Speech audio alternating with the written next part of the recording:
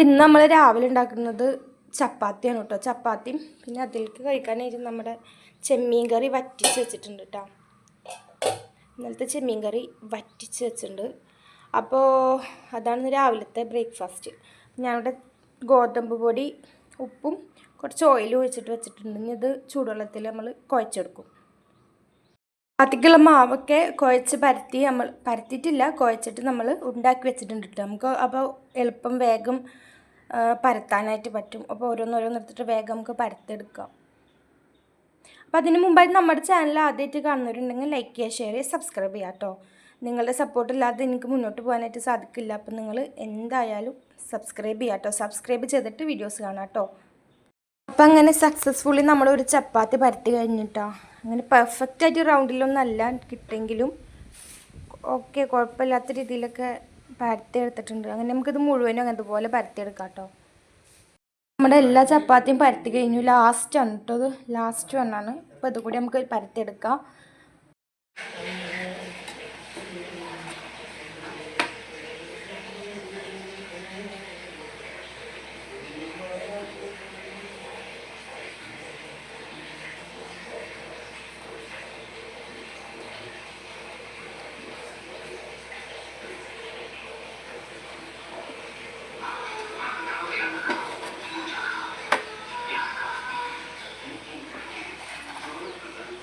ചപ്പാത്തിയെ കൂടെ ചുട്ട് നല്ല സോഫ്റ്റ് ചപ്പാത്തിയാണ് കേട്ടോ.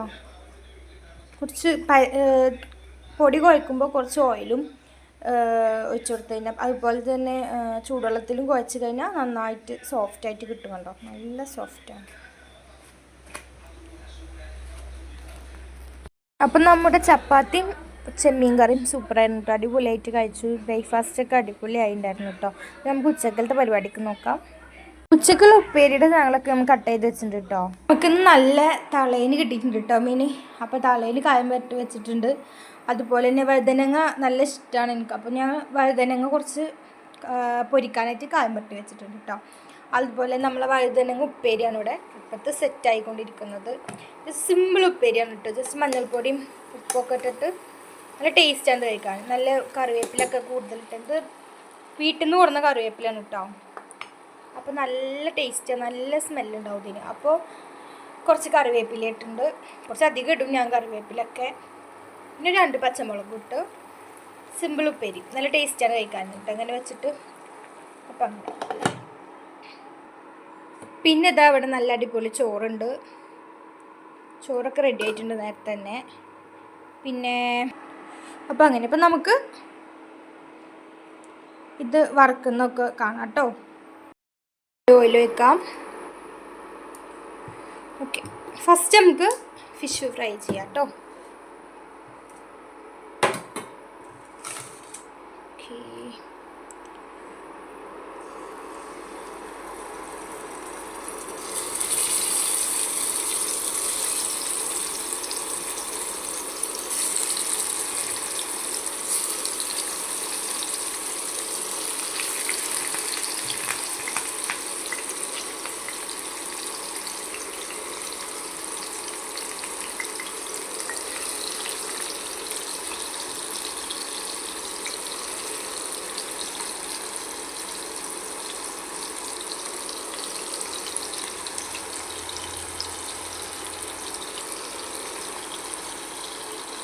നമുക്ക് കുറച്ച് കറിവേപ്പില. ഞാൻ ഉപ്പേരി വെക്കുമ്പോൾ അതുപോലെ ഒക്കെ മീൻ വറുക്കുമ്പോൾ ഒക്കെ നന്നായി കറിവേപ്പില ഇട്ട് കൊടുക്കും കേട്ടോ. അതുപോലെ ഉപ്പേരി വെക്കുമ്പോൾ നന്നായി കടുക് ഇട്ട് കൊടുക്കും. അപ്പോൾ മോര് കാച്ചി കഴിഞ്ഞാലൊക്കെ കടുക് ഇടുമ്പോഴൊക്കെ ഒരു കടുക് ഇങ്ങനെ കാണണം. അപ്പോൾ എനിക്ക് ഭയങ്കര ഇഷ്ടമാണ്.